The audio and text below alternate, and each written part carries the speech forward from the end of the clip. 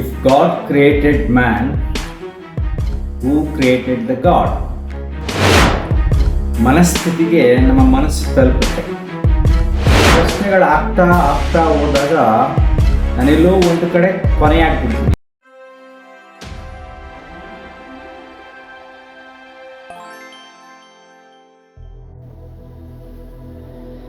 ನಮಸ್ಕಾರ ಸ್ನೇಹಿತರೆ,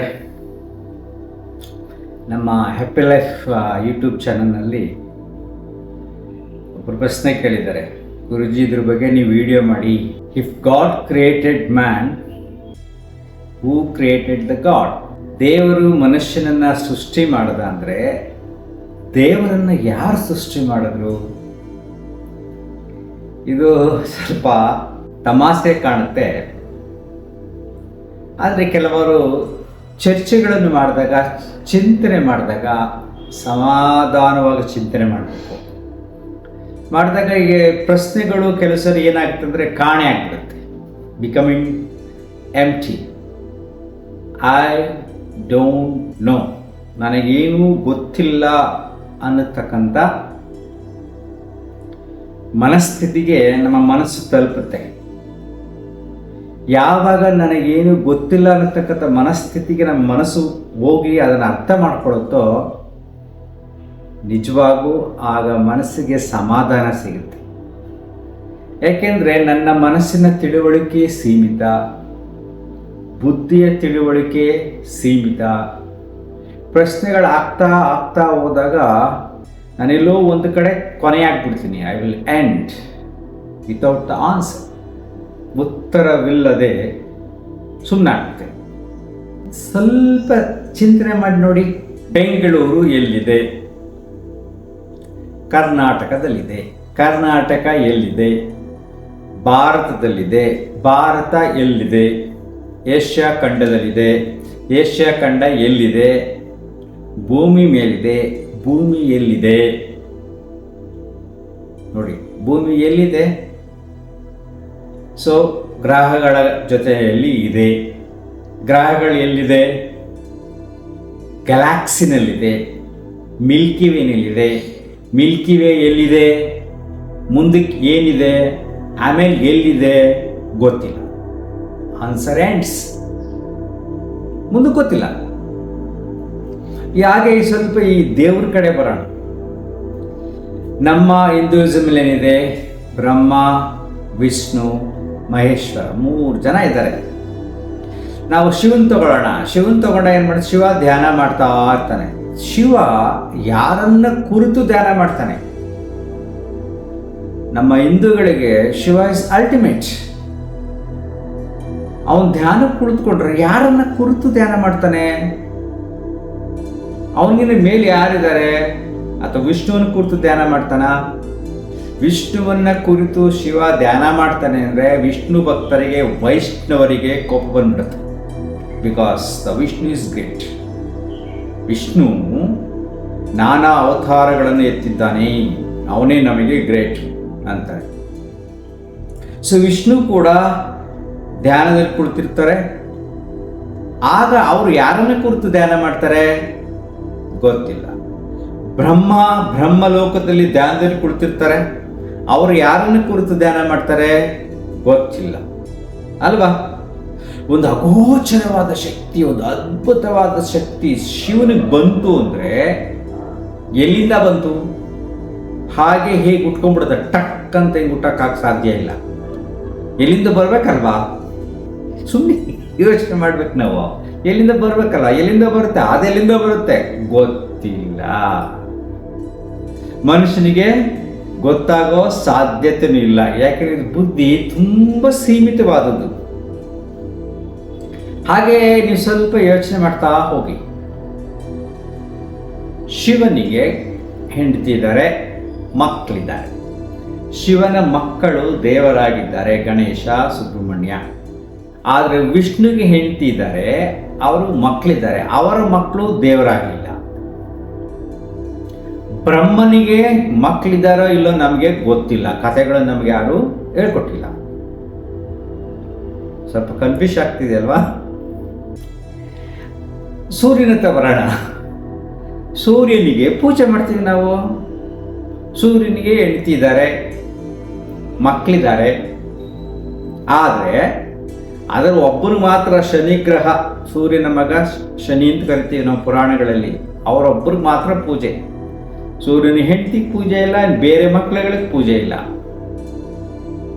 ಸ್ವಲ್ಪ ಹಾಗೇ ಯೋಚನೆ ಮಾಡ್ತಾ ಬನ್ನಿ. ನಾನು ಯಾಕೆ ಇದನ್ನು ಸ್ವಲ್ಪ ಚಿಂತನೆ ಮಾಡಿ ಅಂತ ಹೇಳ್ತೀನಿ ಅಂದರೆ, ಈ ರೀತಿ ಮನಸ್ಸು ಚಿಂತನೆಗೆ ಒಳಪಟ್ಟಾಗ ಎಲ್ಲವನ್ನೂ ನನ್ನ ಕೈಲಿ ಅರ್ಥ ಮಾಡ್ಕೊಳಕ್ಕಾಗಲ್ಲಪ್ಪ, ಆ ಸವಾಸನೆ ಬೇಡ, ನಮ್ಗೆ ಯಾರು ಏನು ಹೇಳ್ಕೊಟ್ಟಿದ್ದೋ ಸುಮ್ಮನೆ ಪೂಜೆ ಮಾಡ್ಕೊಂಡು ಹೋಗೋಣ, ನೆಮ್ಮದಿ ಸಿಕ್ಕರೆ ಅಂತ ಮನಸ್ಸು ಹೇಳುತ್ತೆ. ಶಿವ ಇದ್ದಾನೆ, ಪೂಜೆ ಮಾಡ್ತೀವಿ. ಶಿವನ ತಲೆಯಲ್ಲಿ ಚಂದ್ರ ಇದ್ದಾನೆ, ಆ ಕಥೆನ ನಾವು ನಂಬಿದ್ದೀವಿ, ಪೂಜೆನೂ ಕೂಡ ಮಾಡ್ತೀವಿ. ಚಂದ್ರ ನಮ್ಮ ಕಣ್ಣು ಕಾಣ್ತಾ ಇದ್ದಾನೆ ಅಲ್ವಾ? ಚಂದ್ರ ದಿನ ನಮ್ಮ ಕಣ್ಣು ಕಾಣ್ತಾನೆ. ಆದರೆ ಶಿವನ ತಲೆ ಇರತಕ್ಕಂಥ ಚಂದ್ರ ಕಾಣ್ಬೇಕಾದ್ರೆ ಶಿವ ಯಾಕೆ ನಮಗೆ ಕಾಣ್ತಾ ಇಲ್ಲ ಅಲ್ವಾ? ಪ್ರಶ್ನೆ ಹಾಕೊಂಡಿದ್ದೀರ? ಆ ರೀತಿ ಹಾಕೊಂಡಿಲ್ಲ ನಾವು. ದೇವರ ಬಗ್ಗೆ ತಿಳುವಳಿಕೆ ಯಾವಾಗ ಬರುತ್ತೆ? ಒಂದು ಚಿಕ್ಕ ಮಗು ಇರುತ್ತೆ ಅಂತ ತಿಳ್ಕೊಳ್ಳಿ, ಪುಟಾಣಿ ಮಗು, ಹುಟ್ಟಿ ಒಂದು ತಿಂಗಳಾಗಿರುತ್ತೆ. ಆ ಮಗುನ ತಗೊಂಡೋಗ್ಬಿಟ್ಟು ಮುಸ್ಲಿಂ ಮನೆಗೆ ಕೊಟ್ಬಿಡಿ, ಅಥವಾ ಆಸ್ಪತ್ರೆಯಲ್ಲಿ ಎಕ್ಸ್ಚೇಂಜ್ ಆಗ್ಬಿಟ್ಟಿದೆ ಅಂದ್ಕೊಳ್ಳಿ.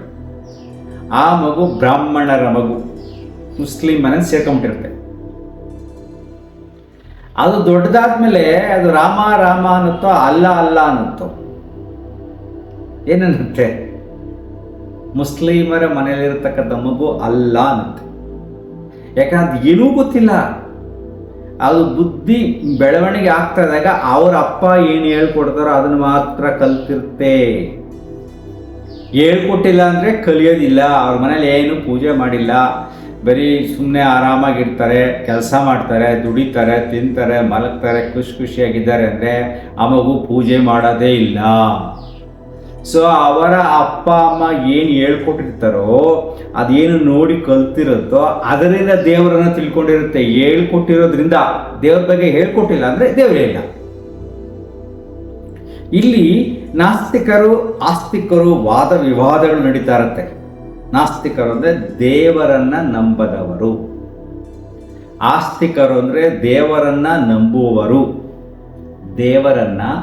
ದೇವರನ್ನ ಎರಡು ಕಡೆ ದೇವರು ಬಂತು. ಇವರು ಒಂದನ್ನ ನಂಬಲ್ಲ, ಇನ್ನೊಬ್ರು ಒಂದನ್ನ ನಂಬ್ತಾರೆ. ಉದಾಹರಣೆಗೆ ಇದು ಪೆನ್ನು ಅಂತ ನನಗೆ ಗೊತ್ತಿರೋದಕ್ಕೆ ಪೆನ್ ಅಂತೀನಿ. ಏನೂ ಗೊತ್ತಿರತಕ್ಕಂಥ ಕಾಡು ಮನುಷ್ಯರಿಗೆ ಹೋಗ್ಬಿಟ್ಟು ಇದು ಪೆನ್ನು ಅವ್ನು ಬರೋದೇ ಇರಲ್ಲ, ಜೀವನದಲ್ಲಿ ಏನೂ ಮಾಡಿರಲ್ಲ, ಅವ್ನು ಹೋಗಿ ಪೆನ್ನು ಒಪ್ಕೊಂತಾನ? ಅವನು ಇಲ್ಲ ಅಂತಾನೆ. ನನಗೆ ಇದು ಗೊತ್ತಿದೆ, ಇದರ ಉಪಯೋಗ ಏನು ಅಂತ ಗೊತ್ತಿದೆ, ಅದಕ್ಕೆ ನಾನು ಪೆನ್ನು ಅಂತ ಒಪ್ಕೊಂತೀನಿ. ಗೊತ್ತಿಲ್ಲದರೇನು ಪೆನ್ನು ಅಲ್ಲ ಅಂತಾನೆ, ಗೊತ್ತಿರೋನು ಪೆನ್ನು ಇದೆ ಅಂತಾನೆ. ಬಟ್ ಪೆನ್ನು ಅನ್ನತಕ್ಕಂಥದ್ದು ಓದಿದೆ, ಅದಂತೂ ಸತ್ಯ. ಪೆನ್ನು ಅನ್ನೋದೊಂದು ಇದೆ. ನಾವು ಈಗ ನೋಡಿ ತುಂಬ ಚೆನ್ನಾಗಿ ಅರ್ಥ ಮಾಡ್ಕೊಂಡು ನಿಮ್ಗೆ ಈಸಿ ಆಗುತ್ತೆ. ದೇವರಿದ್ದಾನೆ, ದೇವರಿಲ್ಲ. ಪೆನ್ನು ಅನ್ನೋದು ಒಂದು ಹೇಗೆ ಒಂದು ವಸ್ತು ಇದೆಯೋ ಹಾಗೆ ನಾವೇನು ಮಾಡಿದ್ರೆ ಅದರ ಉಪಯೋಗಗಳನ್ನು ಯಾರೋ ಹೇಳ್ಕೊಟ್ರು, ಉಪಯೋಗಿಸೋದನ್ನ ಹೇಳ್ಕೊಟ್ರು.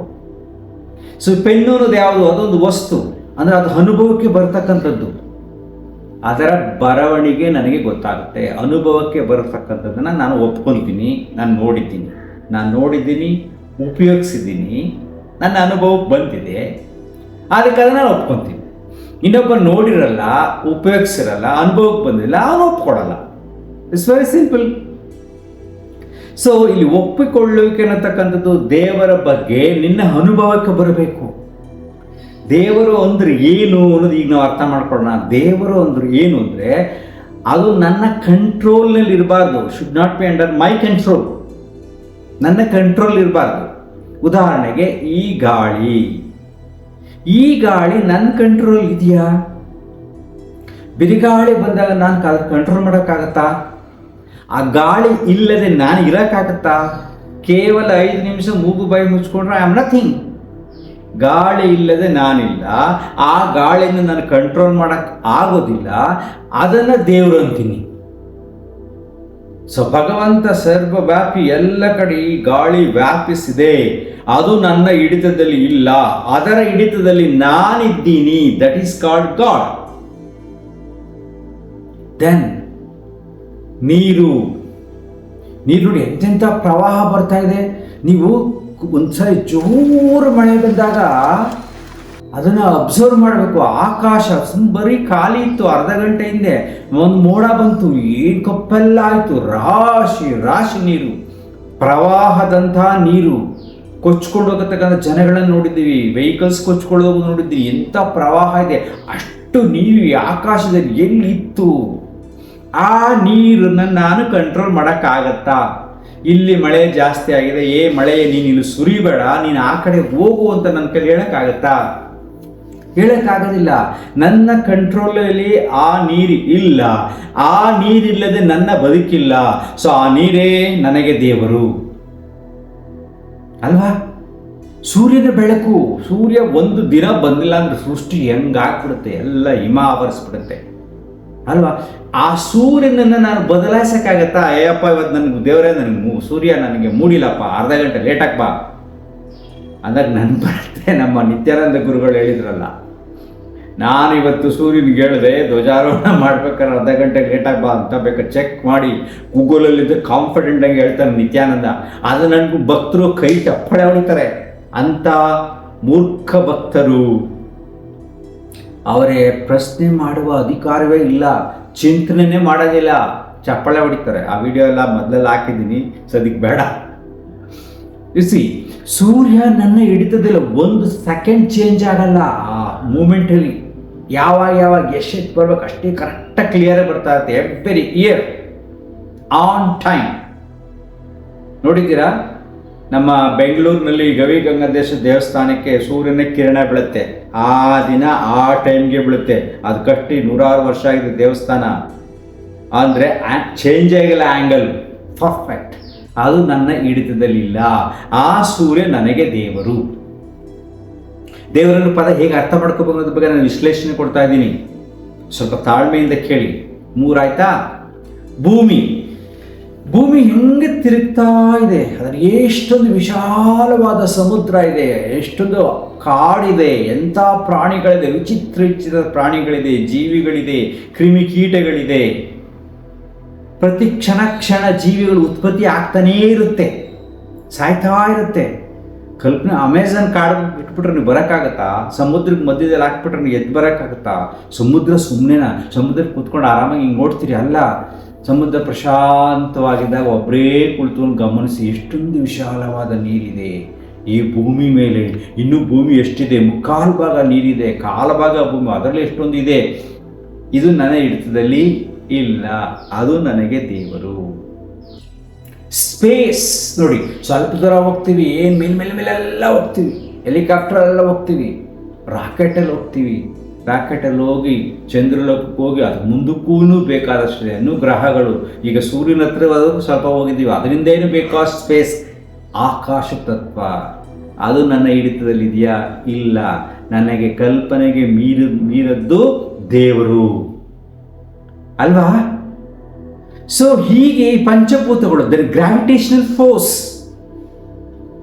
ಮೇಲಿಂದ ಕೆಳಗಡೆ ಬೀಳುತ್ತೆ. ಎಷ್ಟಿದೆ? ಭೂಮಿಯ ಸುತ್ತ ಗುರುತ್ವಾಕರ್ಷಣ ಶಕ್ತಿ ಎಷ್ಟಿದೆ? ಸ್ವಲ್ಪ ದೂರ ಹೋದ್ಮೇಲೆ ಗುರುತ್ವಾಕರ್ಷಣ ಶಕ್ತಿಯನ್ನ ಮೀರಿ ಮೇಲೆ ಹೋಗ್ಬಿಟ್ರೆ ಆಮೇಲೆ ನಾವು ತೇಲಾಡ್ತಾ ಇರ್ತೀವಿ. ನಾನು ನಡಿಬೇಕಾದ್ರೆ ನನ್ನನ್ನು ಹಿಡಿತಲಿಟ್ಕೊಂಡಿರ್ತಕ್ಕಂಥದ್ದು ಯಾವುದು? Gravitational force.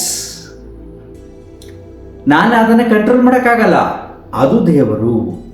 Then magnetic force, magnetic energy ಇಲ್ಲ ಅಂದರೆ ನನ್ನ ಕರೆಂಟೇ ಬರೋದಿಲ್ಲ.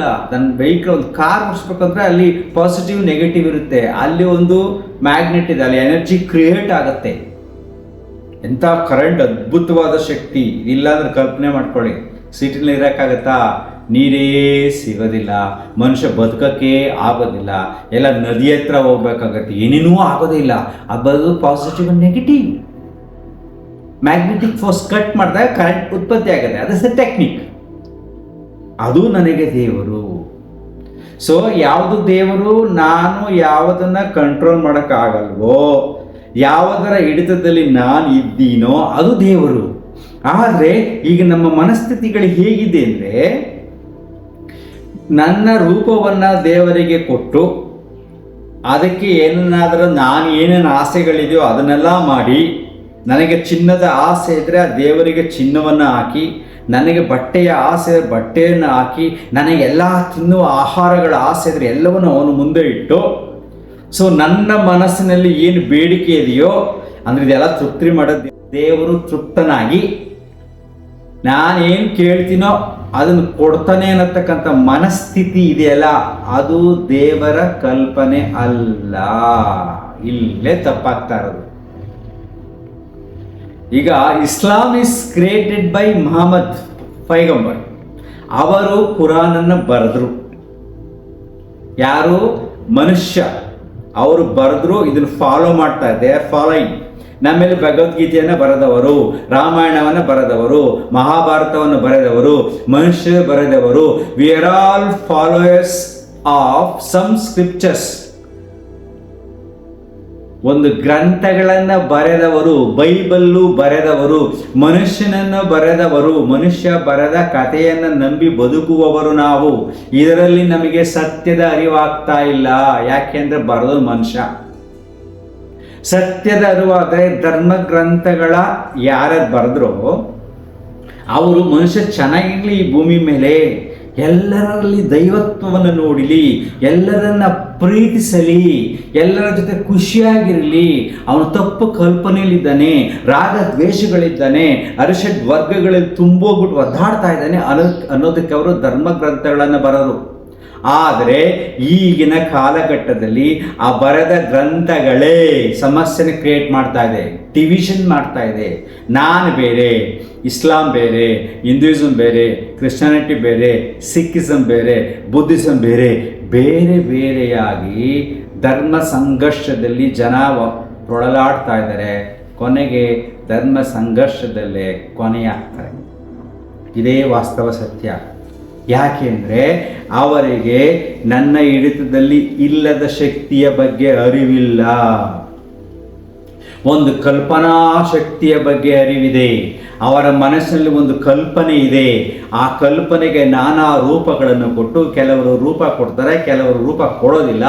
ಆ ಶಕ್ತಿಯ ಬಗ್ಗೆ ನಾನಾ ಕಥೆಗಳನ್ನು ಹೇಳ್ಕೊಂಡು ಮನಸ್ಸಿನಲ್ಲಿ ದ್ವಂದ್ವಗಳನ್ನು ಕ್ರಿಯೇಟ್ ಮಾಡಿಕೊಂಡು ಮನುಷ್ಯ ಭೂಮಿ ಮೇಲೆ ಬದುಕ್ತಿದ್ದಾನೆ. ಅದಕ್ಕೋಸ್ಕರ ಯಾರಿಗೂ ನೆಮ್ಮದಿ ಶಾಂತಿ ಇಲ್ಲ. ಬರೀ ಹೋರಾಟದಲ್ಲೇ ದೇವರನ್ನು ಉಳಿಸೋಕೆ ಒಂದಷ್ಟು ಜನ ಹೋರಾಟ ಮಾಡ್ತಾರೆ. ನನ್ನ ಧರ್ಮ ಅನ್ನತಕ್ಕಂಥದ್ದು ಆ ಧರ್ಮವನ್ನು ಕಾಪಾಡೋಕ್ಕೆ ಹೋರಾಟ ಮಾಡ್ತಾರೆ, ಜಗಳ ಕಾಯ್ತಾ ಇದ್ದಾರೆ. ಯಾಕೆಂದರೆ ದೇವರ ಬಗ್ಗೆ ಗೊತ್ತಿಲ್ಲ. ಸೊ ನೆನ್ಪಿಟ್ಕೊಳ್ಳಿ, ನಾನು ಹೇಳಿದ್ನಲ್ವಾ, ನನ್ನ ಹಿಡಿತದ ಅದಿಲ್ಲದೆ ನಾನು ಇಲ್ಲ ಅನ್ನತಕ್ಕಂಥ ಶಕ್ತಿಯೇ ದೇವರು. ಸೊ ನನ್ನ ಪ್ರಕಾರ ದೇವರು ಯಾವುದು ಅಂದರೆ ಇದು ಯಾವುದು? ಭೂಮಿ, ಗಾಳಿ, ನೀರು, ಆಕಾಶ. ಆಕಾಶ ತತ್ವ, ಅಂದರೆ ಸ್ಪೇಸ್ ಅಂತ ಕರಿತೀವಲ್ಲ ಅದು. ಮತ್ತು ಸೂರ್ಯ, ಚಂದ್ರನೂ ಬರ್ತಾರೆ. ಕೆಲವು ಗ್ರಹಗತಿಗಳು ನಮ್ಮ ಮೇಲೆ ಎಫೆಕ್ಟ್ ಆಗ್ತಾ ಇರ್ತವೆ. ಗ್ರಾವಿಟೇಷನಲ್ ಫೋರ್ಸ್ ನಮ್ಮ ಮೇಲೆ ಎಫೆಕ್ಟ್ ಆಗುತ್ತೆ, ಮ್ಯಾಗ್ನೆಟಿಕ್ ಫೋರ್ಸ್ ನಮಗೆ ಎಫೆಕ್ಟ್ ಆಗುತ್ತೆ. ಅದಿಲ್ಲದ ಬದುಕಿ ಇಲ್ಲ. ಇದೇ ನಿಜವಾದ ದೇವರು. ಉಳಿದೆಲ್ಲ ನಮ್ಮ ಮನೋಕಲ್ಪನೆಯಲ್ಲಿ ಅವನಿಷ್ಟಕ್ಕೆ ಬಂದಂಗೆ ಮಾಡ್ಕೊಂಡಿರೋದು. ಎಷ್ಟು ಸೊಗಸಾಗಿದೆ ನೋಡಿ. ಅವನವನ ಇಷ್ಟಕ್ಕೆ ಅವನು ಮಾಡ್ಕೊಂಡಿದ್ದಾನೆ, ಹೆಂಗೆ ಬೇಕು ಮಾಡಿದ್ದಾನೆ. ದೇವರಿಗೆ ಏನೇನು ರೂಪ ಕೊಟ್ಟಿದ್ದಾನೆ. ಕೆಲವು ಕಡೆ ವಿಚಿತ್ರವಾದ ಡ್ರೆಸ್ಗಳನ್ನು ಹಾಕ್ತಾರೆ, ಕೆಲವು ಕಡೆ ಸುಂದರವಾದ ಡ್ರೆಸ್ಗಳನ್ನ ಹಾಕ್ತಾರೆ. ಕೆಲವು ದೇವರಿಗೆ ಮಾಂಸಾಹಾರವನ್ನು ಹಾಕ್ತಾರೆ, ಕೆಲವು ದೇವರಿಗೆ ಸಸ್ಯಾಹಾರವನ್ನು ಹಾಕ್ತಾರೆ, ಕೆಲವು ದೇವರಿಗೆ ಇದೇ ಬೇಕು ಅಂತ ಮಾಡಕ್ಕೆ ಹೋಗ್ತಾರೆ. ಇವನ ಮನಸ್ಸಿನ ತಿಳುವಳಿಕೆಯ ಮಟ್ಟಕ್ಕೆ ಆ ಶಕ್ತಿಗೆ ಒಂದು ರೂಪ ಕೊಟ್ಟು ವಿಚಿತ್ರವಾದ ವರ್ತನೆಗಳನ್ನು ಮಾಡ್ತಾ ಇದ್ದಾನೆ. ಅದು ದೇವರಲ್ಲ. ಅರ್ಥ ಮಾಡ್ಕೊಳ್ಳೋಕೆ ಸಾಧ್ಯ ಇಲ್ಲ. ನನ್ನ ಇರುವಿಕೆಗೆ ಕಾರಣವಾದ ಶಕ್ತಿಯೇ ದೇವರು. ಅರ್ಥ ಆಗ್ತಿದೆಯಾ? So who created the God? Man created the God. ಮನುಷ್ಯ ದೇವರನ್ನು ಸೃಷ್ಟಿ ಮಾಡಿದ್ದಾನೆ. ಯಾವ ದೇವರನ್ನು? ರೂಪ ಕೊಡುವ ದೇವರು, ಇಷ್ಟೇ ಅನ್ನುವ ದೇವರು, ತನ್ನ ಚಿಂತನೆಯಲ್ಲಿ ಬರುವ ದೇವರು, ಅವನು ಕ್ರಿಯೇಟ್ ಮಾಡಿದ್ದಾನೆ. ಸೊ ಈ ಶಕ್ತಿಯನ್ನು ಕ್ರಿಯೇಟ್ ಮಾಡಿದರು ಗೊತ್ತಿಲ್ಲ. ಗಾಳಿಯನ್ನು ಕ್ರಿಯೇಟ್ ಮಾಡಿದವ್ರು ಯಾರು ಗೊತ್ತಿಲ್ಲ, ಭೂಮಿಯನ್ನು ಕ್ರಿಯೇಟ್ ಮಾಡಿದವ್ರು ಯಾರು ಗೊತ್ತಿಲ್ಲ, ಸೂರ್ಯನ ಕ್ರಿಯೇಟ್ ಮಾಡೋರು ಯಾರು ಗೊತ್ತಿಲ್ಲ ಅಲ್ವಾ. ಸೊ ನವಗ್ರಹಗಳು, ಈ ಗ್ಯಾಲಾಕ್ಸಿ ಗೊತ್ತಿಲ್ಲ. That is real God. ದೇವರಂದರೆ ಏನು ಗೊತ್ತಿಲ್ಲ.